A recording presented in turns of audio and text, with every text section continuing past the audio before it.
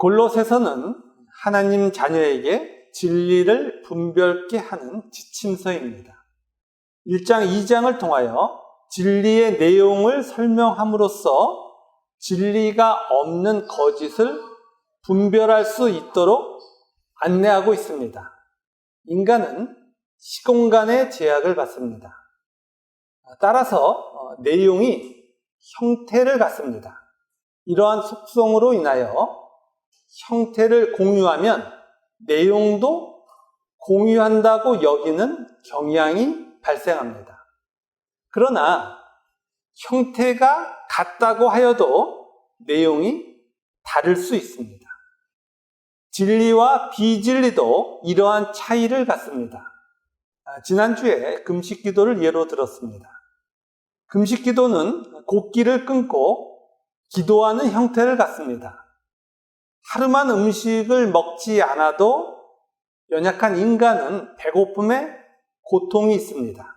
며칠씩 금식하며 기도하면 저 사람은 하나님을 향한 간절함이 있구나 라고 바라보는 경향이 있습니다. 그래서 금식 기도를 하면 저분은 신앙이 좋아 라고 생각합니다. 그러나 하나님의 뜻과 다른 자신의 소원을 이루기 위해서도 얼마든지 금식 기도를 할 수 있습니다. 만일 자신의 소원을 이루기 위해서 금식 기도를 한다면 하나님을 자신의 욕망에 무릎 꿇게 하려는 매우 악한 행위가 됩니다. 반면에 하나님 자녀인 우리가 하는 금식 기도가 있습니다. 하나님의 자녀가 되어서 우리는 우리의 죄를 보게 되었고 그 죄가 너무나 끔찍해서 고통스러워하고 있습니다. 어쩔 때는 이 고통으로 인하여 무엇을 먹을 힘도 잃게 됩니다. 하나님의 자녀는 음식까지 먹지 못하는 죄에 대한 고통을 실존 속에서 경험합니다. 이러한 현실에서 애통해하며 죄가 없어지고 의가 생겨나기를 하나님께 기도합니다. 하나님과 하나가 되고 싶어서, 하나님 자녀가 되고 싶어서 우리는 금식 기도를 하는 것입니다. 동일한 금식 기도의 형태이지만 전자는 악이고 후자는 선이고 진리입니다. 예를 하나 더 들겠습니다.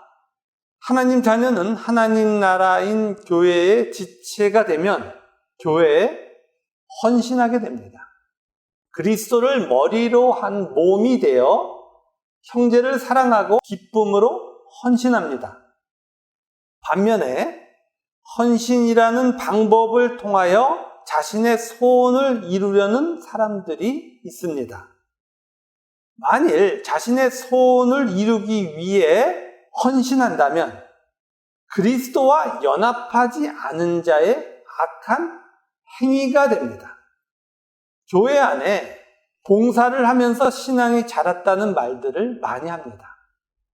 그리스도와 연합한 만족의 넘침으로 헌신한 것이 아니라 교회에 들어와 아무것도 모르고 열심히 일을 한 자신의 행위가 원인이 되어 현재의 신앙의 형태를 가졌다는 표현입니다.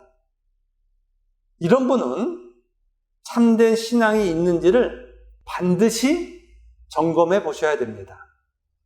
이렇게 두 가지에서 살펴보는 바와 같이 하나님과 하나가 된 하나님 자녀의 표현이 신앙의 형태로 나타납니다. 그러나 이러한 하나님 자녀의 모습은 형태만을 붙들고 있는 비진리와는 전혀 다른 것입니다. 그리고 하나님과 연합한 하나님 자녀들은 내용을 소유하고 있기에 형태만을 가진 비진리를 명확하게 분별할 수 있습니다. 이러한 진리의 표현은 교회의 형태뿐만 아니라 일상의 삶에도 나타납니다. 이런 일상의 삶의 있어서의 진리의 모습을 골로새서 3장 18절부터 4장 1절까지 기록하고 있습니다. 골로새서는 이러한 하나님 자녀의 일상을 설명하기 전에 진리와 비진리의 내용을 골로새서 3장 1절부터 17절까지 먼저 기록합니다. 일상의 형태가 진리인지 비진리인지를 분별할 수 있도록 형태 안에 담긴 내용을 우선 설명하는 방식을 골로새서가 사용하고 있습니다. 겉으로 나타나는 진리를 소유한 하나님 자녀와 비진리의 자연인의 속에 무엇이 있는지를 먼저 보여줍니다. 골로새서 3장 1절을 함께 읽겠습니다. 그러므로 너희가 그리스도와 함께 다시 살리심을 받았으면 위의 것을 찾으라. 거기는 그리스도께서 하나님 우편에 앉아 계시느니라. 아멘. 하나님 자녀는 그리스도와 함께 다시 살리심을 받은 내용을 갖습니다. 그리스도와 끊어진 죽음에서 그리스도와 하나가 된 살리심, 생명의 존재가 된 것입니다. 따라서 하나님 자녀는 하나님 우편에 계시는 그리스도의 것을 찾습니다. 여기서 찾음이라는 단어는 하나님 자녀의 표현, 행위를 의미합니다.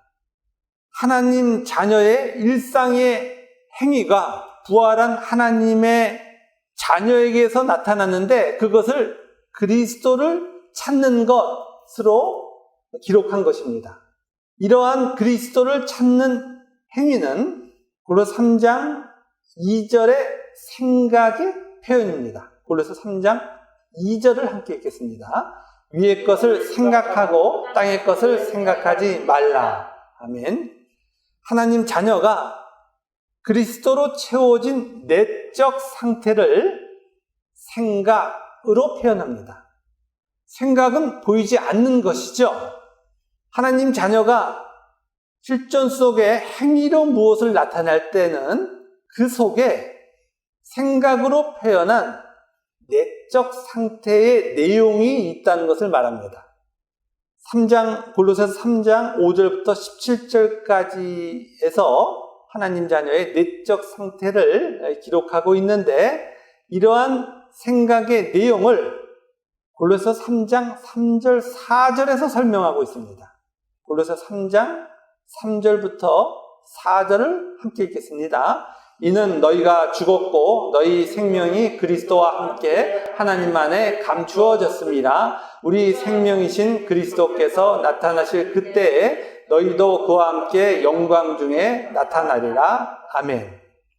3절에 감추어졌다는 것은 세상의 관점에서는 보이지 않는다는 사실을 강조한 표현입니다. 이러한 이해 속에서 3절은 거듭난 자들은 이 땅의 삶에서는 죽은 것이고 그리스도와 함께 하나님 안에 있는 생명으로는 사는 것인데 이러한 내용을 세상의 관점에서는 볼 수 없기 때문에 성경은 하나님 안에 감추어졌다로 표현합니다.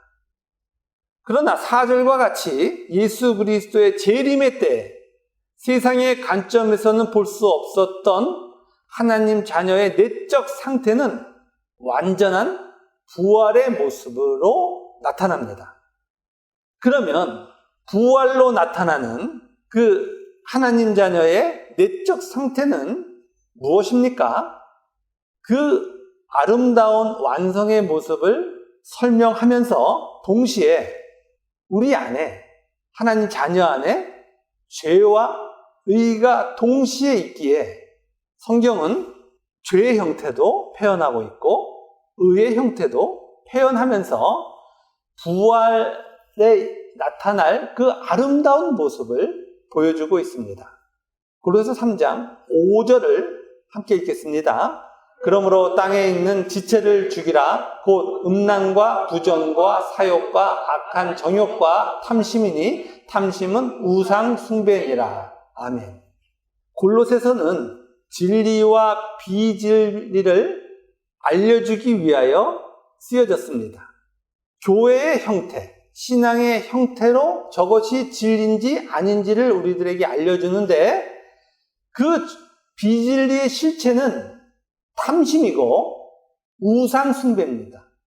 모든 형태가 우상숭배의 형태로 비진리는 나타나기 때문에 골로새서에서만 탐심은 우상숭배야, 비진리에 속한 우상숭배의 실체가 탐심인데 그 탐심을 자세히 들여다봐 라고 설명하는 거예요.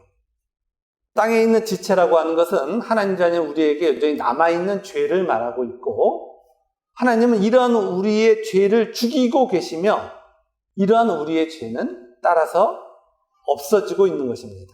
이러한 죄의 모습을 음란, 부정, 사욕, 악한 정욕, 그리고 탐심으로 표현하는 겁니다. 탐심을 음란, 부정, 사욕, 악한 정욕으로 설명하는 거예요. 5가지 죄를 설명하는 게 아니에요. 죄가 이렇게 5가지야를 설명하는 것이 아니고 비진리의 실체인 우상숭배하는 비진리의 실체가 탐심이고, 이 탐심의 내용이 음란, 부정, 사욕, 악한 정욕이라는 거예요. 하나님 자녀인 우리에게도 여전히 남아있는 죄는 그리스도와 다른 자신을 탐하는 거예요. 그리스도 안에 있어야 되는데 그리스도 바깥으로 뛰쳐나와 자기 주장을 하는 거예요. 선악과를 먹은 모습이죠. 내 뜻대로 살아야 되는 거예요. 그러한 탐심을 인간은 우상숭배의 형태로, 비진리의 형태로 만들어내는 거예요. 수많은 사람들이 교회에서 하나님을 부르면서도 그 안에 우상숭배로 가득 차는 것은 바로 이러한 인간의 탐심이 표출되기 때문에 그렇습니다. 그리스도가 주권자이시고 창조주라고 골로새서는 말씀하면서 시작합니다. 그런데 죄는 끝없이 자신을 신이라고 주장합니다. 신이 무엇입니까? 자신이 원하는 것을 하는 존재입니다. 죄는 그리스도를 반대하는 것을 원하며 행합니다. 이러한 탐심의 모습이 바로 음란인 거예요. 그리스도 바깥의 것과 결합한 모습, 완전하게 그리스도 바깥 것만을 추구하는 것, 이러한 탐심을 부정이라고도 표현합니다. 여기 정은 깨끗할 정자예요. 깨끗하지 않은 거예요. 깨끗하지 않은 것은 더럽다라고 하는 표현보다 강한 표현이에요. 너무 더러운 것, 존재의 전부가 더러운 것을 부정이라고 말합니다. 탐심은 더러운 거예요. 또한 탐심은 사욕과 악한 정욕입니다. 여기 사욕이 있고 악한 정욕이 있어요. 원어에서는 악한 열정, 악한 욕망이라는 의미로 사용하고 있습니다. 따라서 사욕은 악한 감정이 타오르는 상태예요. 악한 욕망은 자신의 삶의 모든 방향성이 그리스도와 정반대인 자신의 욕구임을 나타냅니다. 이렇게 비진리인 땅에 있는 지체는 완전하게 그리스도 바깥인 자신만을 추구하는 하나님의 대적자입니다. 그래서 고린도서 3장 6절에 이들에게 이 죄에 하나님의 진노가 임합니다. 6절, 이것들로 말미암아 하나님의 진노가 임하느니라 라고 기록하고 있습니다. 그리고 7절에 너희도 전에 그 가운데 살 때에는 그 가운데서 행하였으나 거듭나기 전에 우리도 탐심의 존재로만 존재했기에 하나님의 진노가 임했던 겁니다. 그러나 우리는 지금 하나님의 은혜로 구원을 받았습니다. 자, 그리고 8절을 함께 읽겠습니다. 이제는 너희가 이 모든 것을 벗어버려라. 곧 분함과 노여움과 악의와 비방과 너희 입에 부끄러운 말이라. 아멘. 하나님은 하나님 자리를 탐하는 자의 상태를 분함, 노여움, 악의, 비방, 입에 부끄러운 말로 설명해 주시면서 하나님 자녀인 너희들이 바로 여기서부터 벗어나는 거야 라고 말씀해 주십니다. 여기 분함이라는 것은 죄의 존재가 하나님 앞에서도 여전히 자신을 정당하다고 여길 때 나타나는 감정입니다. 그리고 노여움은 이러한 분함의 크기가 전 존재적인 것을 표현합니다. 악의는 분함이 하나님을 반대하는 방향성을 가지고 있음을 표현하며, 비방은 하나님을 대적하는 적극성을 표현하고, 그리고 입에 부끄러운 말은 존재의 표현 전부가 하나님을 대적하고 있음을 표현합니다. 이렇게 하나님을 탐하는 죄는 신이 되기 위해서 자신을 신이 되지 못하게 하는 것들에 대한 극한의 적대감을 갖습니다. 우리도 오로지 이러한 상태에 있었습니다. 그러나 우리는 하나님의 은혜로 새 사람이 되었습니다. 우리의 새 사람의 모습을, 우리의 속에 있는 내용을 골로새 3장 9절부터 11절까지 기록하고 있습니다. 함께 읽겠습니다. 너희가 서로 거짓말을 하지 말라. 옛사람과 그 행위를 벗어버리고 새 사람을 입었으니 이는 자기를 창조하신 이의 형상을 따라 지식에까지 새롭게 하심을 입은 자니라. 거기에는 헬라인이나 유대인이나 할레파나 무할레파나 야만인이나 수구디아인이나 종이나 자유인이 차별이 있을 수 없나니 오직 그리스도는 만유시요 만유 안에 계시니라. 아멘. 9절에 서로 거짓말을 하지 말라는 부정의 표현입니다. 하나님의 자녀는 진리의 새 사람이 되었음을 강조하고 있습니다. 이러한 새 사람은 자기를 창조하신 이의 형상을 따라 지식에까지 새롭게 하심을 입습니다. 존재의 변화가 있기 전에는 변화가 불가능한 관념의 자리까지 우리가 변화였음을 설명합니다. 거듭난 하나님의 자녀가 새 사람이 된 것은 완전한 변화야 라는 것을 설명하고 있습니다. 그리고 11절과 같이 헬라인으로부터 자유인까지 나열하면서 차별이 없음을 설명합니다. 새 사람이 되는 것에는 인간의 어떤 원인도 개입하지 않았음을 가리킵니다. 구원의 보편성을 말하는 거예요. 보편성을 설명하기 위해서 세상에서 함께할 수 없는 자들, 헬라인, 유대인, 할레파, 무헬라파, 야만인, 수구디아인, 종과 자유인을 대조하고 있습니다. 여기서 수구디아는 야만인보다 더 미개한 자를 가리킵니다. 수구디아는 흑해의 북동쪽 지역을 말해요. 그것이 당시에 가장 낙후된 지역이에요. 그래서 상식적인 야만인들도 그들과 함께 할 수 없다고 하는 정도의 미개한 자들이 살았어요.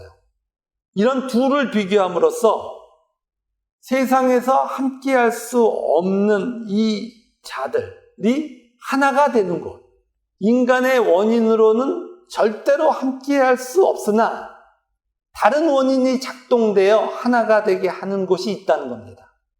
그리스도가 원인이 된 곳, 오직 그리스도가 만유시요 만유 안에 계시기 때문에 새 사람이 된 자들에 대한 설명입니다. 그래서 11절에 오직 그리스도는 만유시요 만유 안에 계시니라 라고 기록하고 있는 겁니다. 오직 그리스도는 만유시요 만유 안에 계신다는 표현은 세 사람은 모두 그리스도가 전부인 자요, 그리스도 안에 있는 자이기 때문이라는 의미입니다. 따라서 탐심의 존재와 구별되는 예수 그리스도에서의 보편성을 갖습니다. 자, 이러한 우리는 12절과 같은 모습을 갖게 됩니다. 함께 읽겠습니다. 그러므로 너희는 하나님이 택하사 거룩하고 사랑받는 자처럼 긍휼과 자비와 겸손과 온유와 오래 참음을 옷 입고 누가 누구에게 불만이 있거든 서로 용납하여 피차 용서하되 주께서 너희를 용서하신 것 같이 너희도 그리하고 이 모든 것 위에 사랑을 더하라. 이는 온전하게 매는 띠니라. 아멘. 세 사람은 하나님이 택하셨기 때문에 거룩하고 사랑받는 자가 됩니다. 세 사람은 긍휼, 자비, 겸손, 온유, 그리고 오래 참음으로 옷을 입습니다. 그래서 긍휼은 하나님이 하나님 자녀에게 행하신 사랑을 의미하는데 이 사랑을 하나님 자녀인 우리도 동일하게 갖게 됨을 표현하고 있습니다. 자비는 그 사랑의 크기가 무한함을 설명하며 겸손은 하나님과의 관계의 방향성을 바로 설명하고 있으며 온유는 하나님의 뜻을 따르는 적극성을 그리고 오래 참음은 사랑의 계속성을 표현합니다. 그러니까 다 같은 표현인 거예요. 탐심을 표현할 때도 설명하기 위해서 다른 개념을 앞에 놓는 것이고 이 사랑도 긍휼, 자비, 겸손, 온유 그리고 오래 참음으로 설명하여 우리가 누구인지 세 사람이 누구인지를 설명하고 있습니다. 이러한 세 사람을 13절에 용서의 존재라고 설명합니다. 그리고 14절에서 사랑의 존재로 설명합니다. 교회에 속한 교리를 설명하면서 교회의 표지가 사도성, 보편성, 거룩성, 통일성임을 말씀드렸습니다. 교회는 하나님이 시작하셨고 타락한 인간의 어떤 원인도 개입하지 않으며 오직 그리스도와 하나가 되는 특성을 갖습니다. 교회는 세상의 가치인 돈, 명예, 학식 이런 것과는 무관한 곳입니다. 더욱 우리가 주의해야 될 것은 인간의 노력과 열심도 교회 안에서는 칭찬의 대상이 아닌 거예요. 교회에 헌신하는 이유가 무엇입니까? 하나님의 주신 은혜가 넘치기 때문이에요. 하나님의 은혜가 넘치면 교회에 헌신하는 것이 즐겁습니다. 좋아서 하는 거예요. 그런데 헌신이 좋아서 한 것이 아니라면 헌신은 인간의 공로가 됩니다. 칭찬받아야 될 행위가 되는 거예요. 헌신이 인간의 공로가 되면 교회는 인간의 나라가 됩니다. 그러나 교회의 주권자는 오직 하나님이십니다. 교회는 하나님 나라인 거예요. 따라서 전능하신 하나님 나라에 하나님 자녀가 참여하는 것은 오직 하나님의 은혜가 넘쳐날 경우만이고 인간의 공로가 아닌 하나님의 경륜에 참여하는 영광인 거예요. 저는 교회에 헌신을 하라고 어떤 분에게도 요구한 적이 없습니다. 그 이유는 헌신은 저의 요구에 의해서 행해지는 값싼 노동이 아니기 때문이에요. 오직 하나님으로 인한 만족이 넘쳐나는 자가 예수님의 몸으로서 자신을 표현하는 영광이 헌신인 거예요. 따라서 교회는 세상이 없는 내용으로 채워지는 거예요. 교회에만 있는 용서가 있습니다. 세상에는 없는 용서가 교회에 있는 거예요. 세상의 용서는 무엇입니까? 잘못에 대하여 벌을 주지 않고 너그럽게 이해하는 겁니다. 상대방의 죄를 내가 원인이 되어 무효화시키는 행위를 말해요. 이러한 용서는 윤리적 측면에서 용서하는 자가 용서받는 자의 죄에 대한 벌을 무효화시킴으로 발생해요. 용서는 그래서 세상에서 모두가 가장 고급하다고 하는 윤리적 행위입니다. 그러나 성경은 이러한 행위를 용서라고 하지 않습니다. 거듭난 자들의 거룩함은 세상의 윤리를 말하는 게 아니에요. 하나님께서 만들어주신 의를 말하는 거예요. 용서란 죄의 원인을 무효화시키는 행위는 맞습니다. 그러나 이 무효화가 어떻게 이루어졌느냐는 것을 바라보면 그 무효화는 율법을 완성하신 그리스도가 행하신 것입니다. 예수님께서 이루신 구원으로 인하여 하나님의 자녀는 이제 율법을 사랑하는 자가 되는 거예요. 세상에 있는 모든 자들이 얼마나 악한지를 우리는 알잖아요. 우리도 그렇게 악한 자였다는 걸 알고 있는 거예요. 그렇기 때문에 타인이 피해를 입혔을 때, 우리에게 피해를 입혔을 때, 우리는 그들은 그렇게뿐이 살아갈 수 없다는 것을 너무나 잘 알고 있는 거예요. 그러나 알고 있다고 해서 그것을 용서할 수는 없죠. 우리의 삶에 하나님이 성화를 이루어 주시면 우리 안에 세상에 속한 자에 대한 긍휼함이 생기기 시작하는 거예요. 아, 저 사람은 저렇게뿐이 할 수 없어서 나한테 지금 해를 끼쳤구나. 그리고 내가 당한 이 해도 하나님이 허락하신 것이라면 내게 해가 되는 것이 아니라 나를 변화시키는 한 동력이 되는 것이구나. 하나님이 그렇게 해서 그런 이유 때문에 이런 일을 발생시키시는구나를 아는 거예요. 그러면 타인을 용서하는 행위를 하는 것이 아니라 그에 대하여 성경이 말씀하신 것과 같이 원수를 사랑하는 일이 일어나는 거예요. 저 불쌍한 인간을 어떻게 하면 하나님 나라로 인도할 수 있을까를 생각하게 되고 하나님이 그에게 행하시고 있는 일반 은총에 참여하는 일을 한다고요. 타락한 인간은 자기가 신이기 때문에 자기가 신이라고 하는 그 상태를 누군가가 조금이라도 끄집어 내리려고 하면 그 끄집어 내리는 자를 죽여서까지 그 행위를 못하게 하는 겁니다. 그것을 가식을 통하여 아닌 척한다 할지라도 모든 인간은 그런 거예요. 그러나 예수 그리스도 안에서 율법을 완성하신 그리스도를 닮아가는 우리들은, 예수가 되어가는 우리들은 용서를 하는 자가 아니라 용서가 본질인 자가 되는 거예요. 용서하고 말고 할 나의 근거가 없는 거예요. 나에게 무슨 내 거라고 할 게 하나라도 있어야 그걸 가지고 상대방을 뭐라고 부르죠. 그러나 원래 내 거였던 거는 전부 뭐예요? 악이에요. 하나님이 만들어주신 것만이 의인 거예요.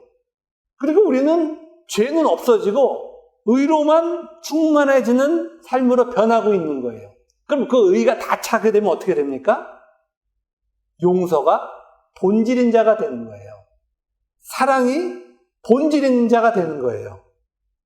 우리는 자신의 이익을 위해 자신의 이익에 충돌되는 것에 악독을 품고 노하고 분내고 세상의 모든 수단을 동원하여 그 상대를 죽이려고 하는 그런 비참한 존재가 이제 아니고 진정한 사랑이시고 선이고 영원이신 하나님을 사랑하는 존재가 된 거예요. 하나님이 섭리하시는 통치하시는 이 세상에서 우리만이 사랑을 내어놓을 수 있는 자가 되는 겁니다. 영원하신 하나님을 표현하고 진정한 인간을 용서와 사랑하는 존재로 우리는 변하고 있는 겁니다. 물론 이러한 우리의 모습은 점진적입니다. 지금 다 나타나고 있지 않아서 아닌 것 같기도 해요. 그러나 우리에게는 이미 이 놀라운 변화가 시작된 거예요. 이 시작은 하나님이 하셨기에 반드시 완성됩니다. 그리스도와 하나가 된 겁니다. 그 모습을 사랑이라고 부르는 거예요. 이 세상에 이야기한 것처럼 무슨 사랑하는 어떤 형태를 향하여 가는 게 아니라 그리스도와 하나가 되면 그 하나가 된 자를 성경은 사랑 이렇게 부른다고요. 그러니까 우리 이름이 뭐예요? 예수. 우리 이름이 뭐예요? 사랑이에요. 우리 이름이 또 뭐예요? 용서인 거예요. 그런 다른 존재가 되었기에, 그리고 돼가고 있기에 우리에게 소망이 있는 겁니다. 말씀을 요약합니다. 하나님의 자녀가 되었다는 것은 하나님으로 인한 존재적 변화로 증거하는 겁니다. 하나님 자녀에게는 머리이신 그리스도의 모습이 나타나는 거예요. 그래서 세상에 없는 거룩한 용서와 사랑이 표현됩니다. 제가 설명해 드리는 것을 자연인은 무슨 얘기인지 못 알아듣습니다. 무슨 이상한 소리를 하는 거야? 이렇게 듣는 거예요. 우리만이 아는 내용.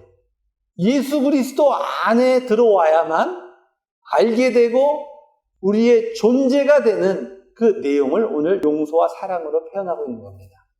따라서 우리는 열심을 통하여 하나님을 동원하는 행위를 안 합니다. 우리의 모습이 형태로는 다른 종교와 비진리와 같을 수 있지만 내용은 전혀 다른 거예요. 그래서 우리는 구호를 내세우지 않습니다. 뭐 하자고 안 하는 거예요. 뭐 하자고 그러는 것처럼 나쁜 게 없는 거예요. 이 신앙 안에서는. 뭐를 하자가 아니고 하나님이 날 변화시켜서 그렇게 하는 거예요. 그런데 그것을 내 구호로 내세우면 마치 내가 그걸 한 자처럼 괜찮아진 자로 자신을 자꾸 오인하게 되는 거예요. 뭐가 없다는 거와 똑같은 거예요? 그 내용이 없다는 거와 똑같은 거예요. 그런데 하나님 자녀가 되면 그걸 구호로 하는 것도 아니고 열심으로 하는 것도 아니에요. 형태를 붙잡는 것도 아니에요. 그리스도의 몸이 된 진정한 자유와 만족을 누리는 거예요. 그런 자유와 만족을 누리는 모습이 우리 모습이라고요. 그리스도만으로 하나가 되어 진정한 사랑을 나누는 공동체가 교회인 것입니다. 지금 형태적 교회가 무너지고 있습니다. 하나님은 형태로 하나님을 망령되이 일컫는 그 교회들을 부수기 시작했습니다. 이 상황에서 하나님은 하나님 자녀들을 그리스도의 몸으로 창조하고 계십니다. 시간이 지나서 우리는 예수 그리스도의 지체가 된 유기체로 만날 겁니다. 하나님 나라를 함께 소유할 것이고 만물을 충만케 하시는 이의 충만을 내어놓으며 하나님을 찬양할 것입니다. 하나님으로 만족하는 자의 따뜻함, 그것은 세상에서 아무리 흉내내어 내어놓으려고 해도 내어놓을 수가 없는 겁니다. 우리의 자유의 누림은, 그 만족의 행복은 세상은 없는 거예요. 자신의 인생을 하나님의 말씀이 부어진 만족으로 살아간다. 그는 이 세상에 모든 것이 없어도 만족하고 세상의 것을 다 준다고 해도 넘어가지 않는 거예요. 하나님으로부터 오는 그 만족이 영원한 것이기 때문에 그렇습니다. 어디 이 시공간 속에 제한된 그 작은 것들이 우리들을 유혹할 수 있겠습니까? 어떻게 그런 사소한 것이 우리를 만족시킬 수 있겠어요? 그런 거 아닙니다. 진정한 신앙은 하나님이 채워지는 거예요. 우리의 삶이 변하는 걸 보세요. 우리에게 나타나는 그 아름다운 것들을 보세요. 그것이 완성되는 그날을 바라보시면 거기 예수 그리스도의 모습이 있고 우리의 모습이 있는 겁니다. 이토록 놀라운 일이 우리의 삶이라는 것을 기억하시며 예수 그리스도와 하나가 되는 삶의 현장으로 나아가시는 우리 모두가 되기를 주님의 이름으로 축원합니다. 아멘.